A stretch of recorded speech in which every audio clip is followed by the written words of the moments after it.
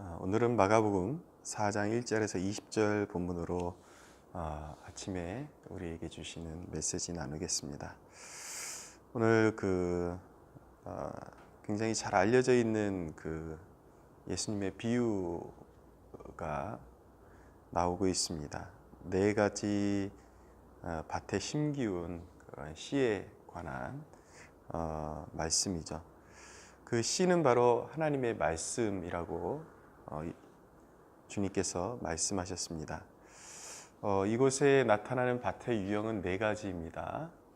네 가지지만 사실은 종합적으로 살펴보면 여긴 두 가지 밭의 유형밖에는 나타나지 않는다라는 것을 알게 됩니다. 그 두 가지 밭의 특징은 무엇이냐면 바로 열매 맺는 밭과 열매 맺지 못하는, 열매를 결실하지 못하는 그런 밭의 차이를 보여주고 있는 것이죠.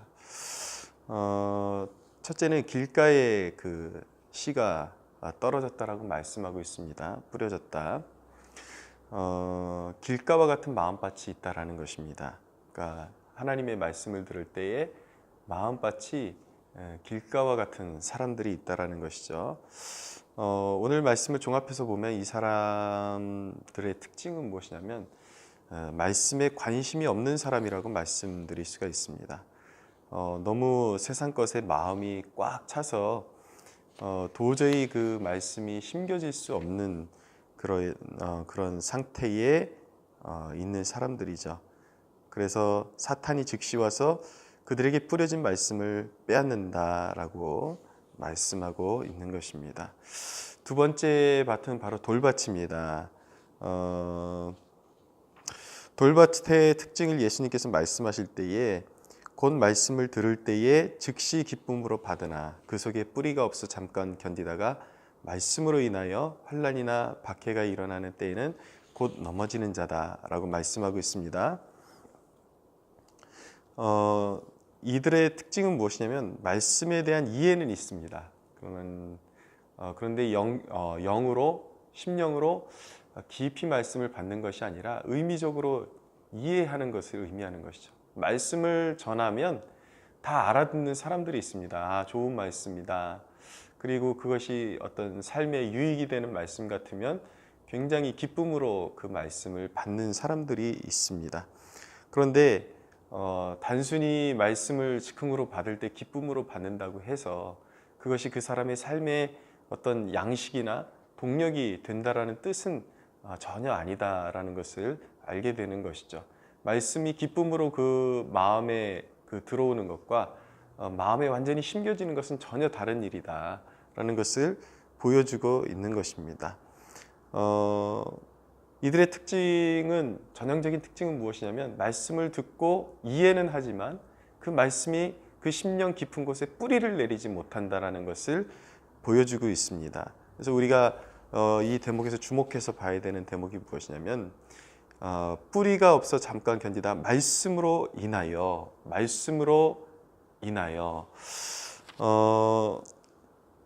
하나님 말씀 때문에 말씀을 지키다 보니까 박해가 오는 거예요. 신앙적인 어려움이 오는 것이죠. 신앙을 지키다 보니까 오히려 신앙으로 인해서 박해가 생기고 어려운 일이 일어나면 이 사람은 뿌리가 없기 때문에 그 박해와 어려운 일 가운데 어떤 하나님의 뜻과 하나님의 섭리가 작용한다라는 것까지 깊이 생각을 이어가지를 못하는 것입니다. 그래서 단순히 현상적으로만 상황을 이해하고 해석하는 것이죠. 그렇기 때문에 눈에 보이는 것으로 그대로 해석을 하기 때문에 말씀을 지켰는데도 불구하고 다가오는 그러한 핍박과 어려움에 대해서 견딜 수 있는 전혀 힘이 그에게 존재하지 않는 것입니다. 그래서 어려움이 다가오면 이내 실망하고 하나님의 말씀을 지키려고 했는데 어떻게 나한테 이런 일이 다가오지? 그러니까 그 고난의 그 진정한 의미, 그리스도인으로서 받아야 되는 그런 어떤 통과해야 되는 그런 어려움들, 우리가 지고 가야 될 십자가에 대해서 깊이 고찰하지 않기 때문에 이내에 그냥 넘어지고 마는 것입니다. 그리고 또 한 가지 밭이 나오죠. 가시떨기에 떨어진 씨앗의 이야기가 나옵니다. 가시떨기에 뿌려진 가시떨기는 주님이 말씀하시기를 말씀을 듣기는 하되 세상의 염려와 재물의 유혹과 기타 욕심이 들어와 말씀을 막아 결실하지 못하게 되는 자요 라고 말씀합니다. 이 사람에게는 세상의 염려와 두려움이 그의 심령 가운데 들어와 있는 말씀을 짓눌러 버리는 것입니다. 영어 성경을 빗대서 읽으면 이렇게 초크, 그러니까 숨통을 꽉 조여가지고 결국은 결실하지 못하게 만들어 버린다라고 말씀하는 것이죠. 이 세상 염려에 붙들려 본 사람은 이 말씀이 얼마나 실감나게 다가오는지 더 이렇게 깊이 느낄 수가 있습니다. 정말 하루하루 이어지는 그런 세상 염려들, 이런 것들을 말씀보다 더 크게 보고 분명히 믿음이 없는 것은 아닌데, 믿음이 있는 것 같은데 세상 염려가 더 크게 느껴질 때에 그것이 정말 전혀 내 안에 있는 말씀이 길을 펴지 못할 정도로 그렇게 짓눌려 버린다라는 것을 알게 되죠. 결국 그 사람은 하나님의 말씀과 하나님의 권능보다 결국은 세상 염려를 더 크게 보다 보니까 결국은 그 가시덤불이 자라나서 그 가시덤불에 가려져서 결국은 결실하지 못하는 인생이 된다라는 것을 보여주고 있는 것입니다. 그래서 이런 사람들의 특징은 무엇이냐면, 현실에 어려움이 오면 말씀도 어느 정도 알고 있긴 한데 그 현실의 무게감이 너무 크고 그러니까 그 현실을 막음질하기 위해서 지금 이 당면하고 있는 어려움을 이 어려움이 너무 크게 느껴지기 때문에 자기가 뭐래도 막 뭔가 책임감을 느끼고 뭔가 메꿔야 되는 그런 중압감을 느끼기 때문에 믿음의 자리를 털어버리고 그냥 세상으로 나아가 버리거나 믿음의 줄을 놔버리고 인간적인 방법을 생각해서 자기 힘으로 그 모든 일들을 감당하려고 하죠. 결국은 그렇기 때문에 신앙적으로 숨통이 막혀버리고, 그러니까 하나님을 신뢰하지 못하는 데서 이제 하나님의 도우심과 역사하심을 경험하지 못하고 결국은 그 가시덤불 아래서 헉헉거리면서 살아가는 그런 삶의 패단을 경험해야 하는 것입니다. 오늘 말씀이 우리에게 주는 그 도전은 무엇이냐면 결국 좋은 밭이어야 한다라는 것입니다. 좋은 밭이 되어야 한다. 좋은 밭이 되려면 밭을 경작해야 합니다. 우리 마음밭을 잘 경작해야 되는 것이죠. 우리 마음밭을 잘 경작해서 좋은 열매를 맺는 좋은 토지가 되기 위해서는 어떻게 해야 되는가? 먼저는 십자가에서 우리의 자아의 죽음을 경험해야 되는 것입니다.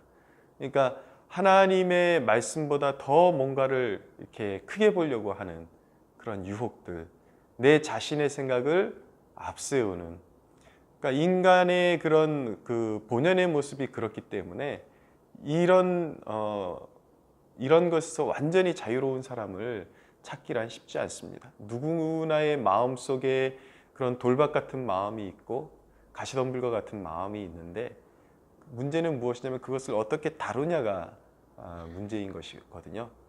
그래서 예수를 믿는다라는 것은 무엇인가? 그 십자가에서 내 옛사람이 완전히 죽었음을 선언하는 것입니다. 그래서 여전히 내 마음속에 내 뜻대로 하려고 하는 그런 생각들이 꿈틀대고 있지만 이 십자가에서 자아가 죽었음을 선언하고 경험한 사람은 자기를 내세우지를 않습니다. 마음속에 그런 유혹도 있지만 결국은 주님의 뜻을 따르기로 그런 결단하는 사람인 것이죠.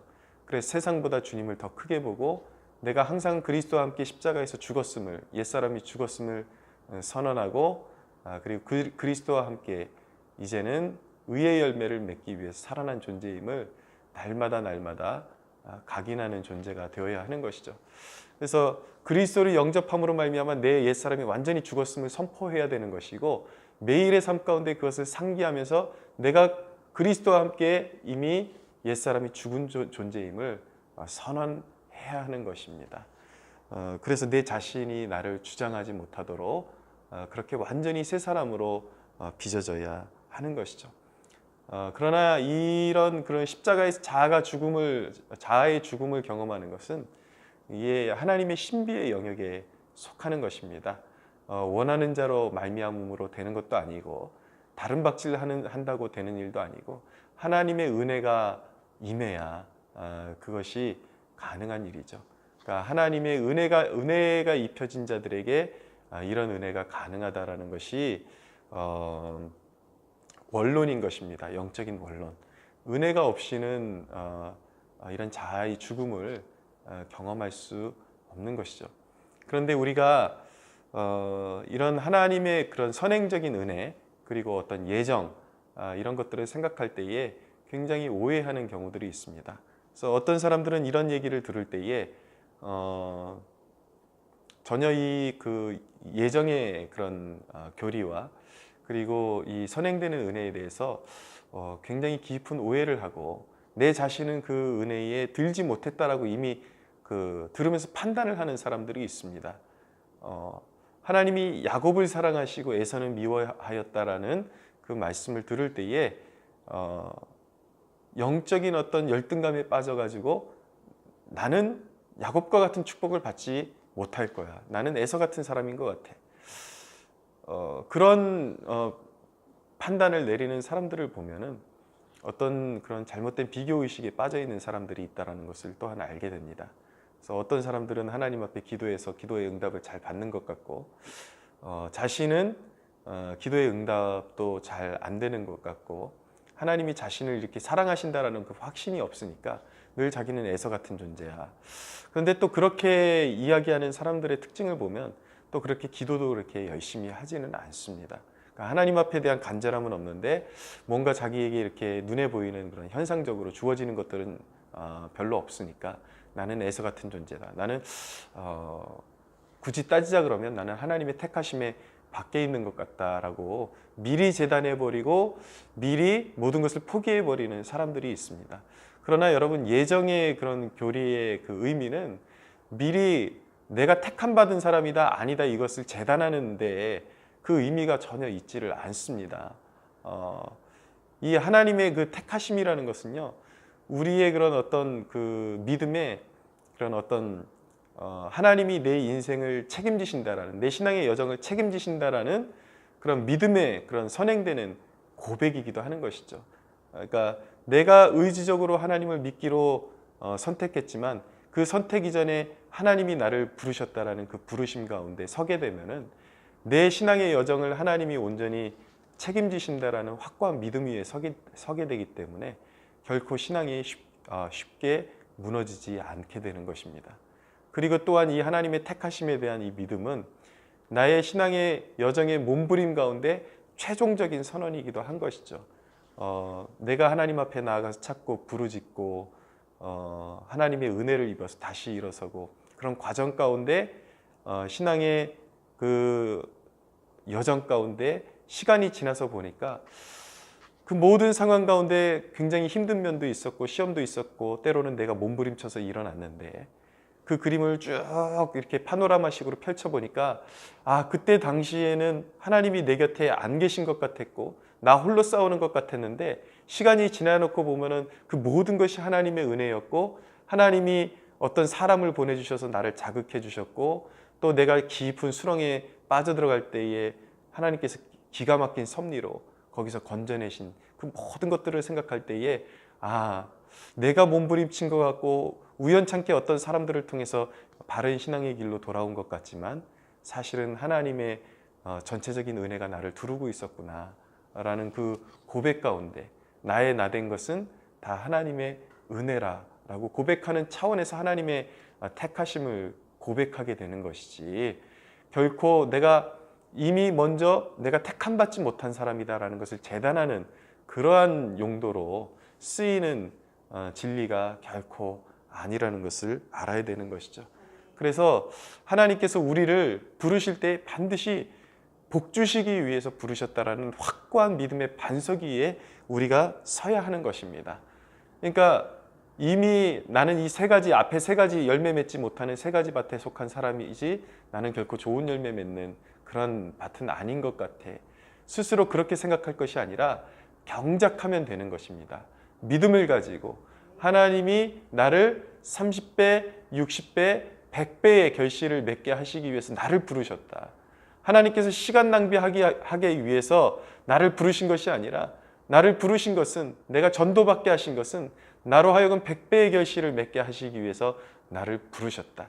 나에게 여전히 돌박 같은 마음이 있고 그런 가시덤불 같은 그런 마음이 나를 사로잡을 때가 있지만 나는 이 마음을, 내 마음밭을 경작해서 하나님께 드리고 말겠다라는 그 믿음과 결단을 가지고 밭을 경작하는 그런 습관과 훈련을 들이면 되는 것입니다. 그러니까 우리가 밭을 경작할 때 항상 믿음이에요. 이 신앙의 여장은 믿음으로 이기는 것입니다. 어떤 내가 행동을 하기 전에 반드시 선행되어져야 되는 것이 무엇이냐면 확고한 믿음에 서야 하는 것이죠. 하나님이 나를 위해서 은혜의 문을 활짝 열어놓으셨다고 믿고 따르는 자가, 그가 바로 택함 받은 자인 것입니다. 여러분, 이미 나는 안 될 거야, 이런 자괴감과 실패감에 빠진 사람이 아니라 여전히 베드로를 보십시오. 얼마나 실수투성이인 사람인 것입니까? 여러분, 그럼에도 불구하고 하나님을 기쁘시게 해드리는 것은 무엇이냐면 믿음을 갖는 것이에요. 믿음을 갖는 것입니다. 하나님이 나를 복주시기 위해서 부르셨다. 나에게 은혜의 문을 활짝 열어놓으셨다. 그 믿음에서 이미 내 마음밭이 경작되기 시작하는 것입니다. 좀 의심에 사로잡히고 불신에 사로잡히면 이미 뭘 심어도 거기서 쓴뿌리가 나게 돼 있어요. 그러나 여러분, 이 믿음의 세계는 어떻게 생각하면 굉장히 뻔뻔한 사람들에게 주어진 혜택이라는 것을 알아야 되는 것입니다. 남들보다 도덕적으로 그렇게 탁월한 것도 없어요. 남들보다 뭐 잘하는 것도 없어요. 하나 내세울 것이 없어요. 그러나 하나님이 나를 사랑하신다. 그 십자가의 은혜가 나를 위한 것이다. 나는 비록 죄인이지만 주님을 영원토록 따르기를 원하고, 내가 지금 비록 자주 넘어지기는 하지만 그럼에도 불구하고 나는 주님을 따라서 제자의 삶을 살아가리라는 그 믿음을 가진 자에게 하나님의 은혜는 임하고, 그런 마음밭에 뿌려지는 씨앗이 30배, 60배, 100배의 결실을 맺게 되는 것입니다. 그럼 어떻게 마음밭을 경작하게 될 것인가? 첫째는 하나님의 선하심을 날마다 신뢰하십시오. 하나님이 나에게 주시는 것들은, 그것이 눈에 보이기에 좋은 일이든지 나빠 보이는 일이든지, 무조건 그 일을 허락하시는 하나님은 선하시다. 하나님의 동기는 우리에게 나쁜 것을 주시는 것이 아니라 하나님은 우리를 영원한 구원으로 이끄시고 좋은 열매 맺기 위해서 모든 것들을 결정하시고 우리에게 허락하신다.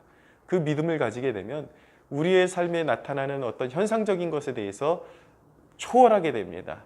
아까 그 밭의 유형 가운데 돌밭에 뿌려진 그 씨앗의 이야기가 나오죠. 이 돌밭은 말씀으로 인하여 고난이 오면 하나님의 섭리를 생각하지 못하고 그냥 넘어지는 자라고 말씀드렸는데, 아무리 그런 시련이 오고 내가 잘 믿었는데 왜 이런 고통이 오지? 그럴지라도 하나님의 선하심을 신뢰하게 되면 그 모든 환경을 초월해서 하나님을 섬기게 될 수 있게 되는 것입니다. 두 번째는 말씀을 지식으로 받는 습관에서 말씀을 양식으로 받는 습관으로 완전히 전환해야 하는 것입니다. 이렇게 주위를 살펴보면은 너무나도 책을 많이 읽고 고급적인 지식을 많이 가지고 있지만, 어려운 신학적인 용어들도 많이 가지고 있지만 결코 좋은 열매를 맺는 삶이라고 말할 수 없어 보이는 사람들도 존재합니다. 왜입니까? 말씀을 지식으로 받기 때문이에요. 항상 자신이 어떤 말씀에 대해서 우위에 있다고 생각하기 때문에 어떤 말씀을 들어도 은혜가 되지 않고 다 판단하는 말씀이 되기 때문에 결코 그것이 열매로 나타나지를 못하는 것입니다. 말씀이 내 양식이 되지 못하고 판단하는 말씀이 될 때에 그것은 결코 우리에게 복이 되지 못한다라는 것을 기억해야 하는 것입니다. 우리가 정말 하나님 앞에 겸손한 그리스도인이고 좋은 마음밭을 가지고 있는 사람이라면 성경에 입각한 하나님의 말씀이 선포되어질 때에 눈시울이 붉어져야 정상인 거고 가슴이 뜨거워져야 정상인 것이고 그리스도의 십자가 앞에서 그것을 어려운 말로 풀어내지 않는다 할지라도 그것이 마음이 뜨거워져야 되는 것입니다. 사람을 바꾸는 말씀은 여러분 단순한 말씀인 것입니다. 설교의 황태자라고 불림받았던 찰스 스펄전이 거듭난 것이 아주 배우지 못한 구두수성공의 아주 너무나도 단순한 그리고 그러나 효과적인 그 설교를 듣고 그가 거듭났다라는 것을 기억할 필요가 있습니다. 그래서 우리는 하나님 앞에서 늘 마음을 낮춰야 되고 말씀을 읽거나 선포되는 말씀을 들을 때에 그것이 생명을 살리는 말씀이요 내 생명의 양식이라는 믿음을 가지고 말씀을 들을 때에 우리의 마음은 경작되기 시작하는 것입니다. 한 가지 가장 중요한 부분을 말씀드리고 말씀을 정리하겠습니다. 실패를 활용하는 것입니다. 우리의 마음을 잘 경작하는 방법 중에 하나는 안 넘어지기만 하는 것이 아니라 넘어진 것을 통해서 배우는 것입니다. 넘어진 것을 통해서 그 넘어질 때에 실패했을 때에 순종하지 못했을 때에 그때의 내 마음 심령의 상태를 점검하고 내가 왜 그것에 걸려 넘어질 수밖에 없었는지 내가 무엇에 약한지를 고민하고 묵상하고 성령의 조명 가운데 깨닫게 해주실 때 주님 앞에 회개하고 주님의 도우심을 구하는 것입니다. 여러분 마음이 경작되는 것은 내 힘으로 경작되는 것이 아닙니다. 이 신앙의 여정은 처음부터 끝까지 우리 주 예수 그리스도의 도우심으로 이루어지는 것이고 그분의 성령의 능력으로 이루어지는 것입니다. 죄짓지 않으려고만 바둥바둥 노력하는 바리새인보다 죄지어서 넘어졌지만 그것에 대해서 통회하고 그 약함에 대해서 나의 약함을 절실하게 보면서 그렇기 때문에 주님의 도우심을 구하는 자가 훨씬 더 은혜가 크고 그의 눈에 눈물이 마르지 않게 되는 것입니다. 결국은 그가 30배, 60배, 100배의 결실을 맺게 되는 것이죠. 사랑하는 여러분, 항상 실패 속에서 좋은 것들을 배우고 온전한 회개에 이르러서 정말 주님의 기쁨이 되고자 하는 그 마음을 소유하는 축복이 있게 되기를 바랍니다. 열매를 맺기를 원하는 자는 첫째도, 둘째도, 셋째도 오직 예수님만 의지해서 살아가야 하는 것입니다. 그분만을 나의 도움으로 삼고 의지로 삼고 그렇게 좋은 마음밭을 경작하면서 결국 좋은 마음으로 하나님의 말씀을 받아서 결실하는 축복이 있게 되기는 저와 여러분들이 되기를 예수 그리스도의 이름으로 축복합니다.